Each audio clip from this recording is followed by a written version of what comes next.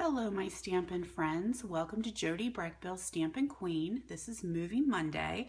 I actually was not going to do a movie today because I had a really busy weekend, but I thought, I think I can show you this really quick little box that I made when some of my demo friends got together with me on Saturday evening. So this box was at a meeting that I had with my upline last Saturday, and I thought it was just a beautiful little hexagon box using that beautiful poinsettia punch that we have in the holiday catalog. So I wanted to show you quickly how to do that. Now I am out of cherry cobbler 12 by 12 cardstock, so I'm going to use the Always Artichoke, and I have a little bit of our silver foil paper and then our silver 1/8 foil ribbon. So this piece of paper is 11 5/8 by 6.5, and we're going to do a lot of scoring on this one. So on your 11 5/8 side, you're going to score at 1 7/8, 3 3/4, 5 5/8, 7.5, 9 3/8, and 11 1/4. Check that out. I just switched hands, going from left-handed to right-handed. Then we're going to turn it, and on our short side, this is our 6.5 inch side, we're going to score at 2.5 and 4. Okay, so it looks almost like a little too small, but this is actually the right size. The box is really not very thick, and then we are going to fold it on all those scores that you just made, and you really ought to have a bone folder. I'm not prepared on this video. I literally just walked in the door from dropping my husband out in the field to do his farm work and thought I can make this quick video in no time. So I would have a bone folder and make all these scores nice and crisp, just really burnish all those edges. And then you've got this wee little edge here. You want to make sure that you fold that as well. So hold on one second. I'm going to be right back. I'm missing a few items. Okay, now I'm a little bit more prepared. So what we're going to do is we want to cut all these score lines that you just made right up to that center line. So we're going to cut those. You don't want to cut them off. You just want to cut them straight up to that first score line. And you want to do that on both sides. So we're going to cut this wee little one. Be careful you don't cut your fingers.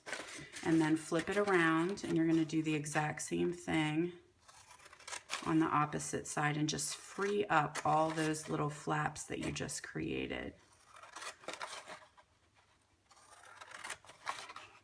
Once you have all these flaps flapping, you're going to round them all with our Project Life corner rounder. And you want to round both of those edges on each flap so that you have a cute rounded edge on all of them. I'm not going to make you watch me do that, so hang on another second. Okay, so I got all those little flaps, have all their beautiful rounded corners. I did not do these two little guys sticking off here because we are actually going to, cut these off. So you just want this little teeny flap here, and that's what's going to adhere your box together. So I decided to use our new Tear and Tape, which, oh my gosh, I love this stuff. It's like sticky strip, but you don't have to get your scissors all goopy. You just tear off the piece that you need, and right like that, it's ready to go. So whenever you're ready to use it, you just peel off the little backing, and then you're going to put your card together. And it is totally asymmetrical, so you can just fold it right in half, and there's the start of your hexagon box. So to fold the flaps in, I just started 1, 2, 3, 4, 5, 6. but then it needs to hold its shape, and the shape is actually perfect to put one of our spools of ribbon in. This is a really thick striped ribbon. That will work, or you can use a couple rolls of smaller ribbon, but you want to just stick that in there, and that will make it hold its hexagon shape. To glue it together, we're going to use the Tombow. This is a little bit thicker, heavy duty, and so the same thing, you're just going to 1, 2, 3, 4, 5, 6. Now this is actually going to be the bottom of your box once we have that adhered, and then there's your top that you can open back up and put your item in. So we're just going to do some Tombow on this one. And you just want to do a little bit of glue, not on the whole flap. You don't want glue down here, but see where it's just going to cover, and then just keep going around.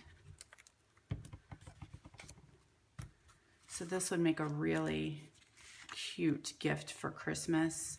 I was thinking like maybe for my stamping friends that really love some ribbon. This just makes the cutest little box. And so actually I'm going to put a little bit there to hold that down.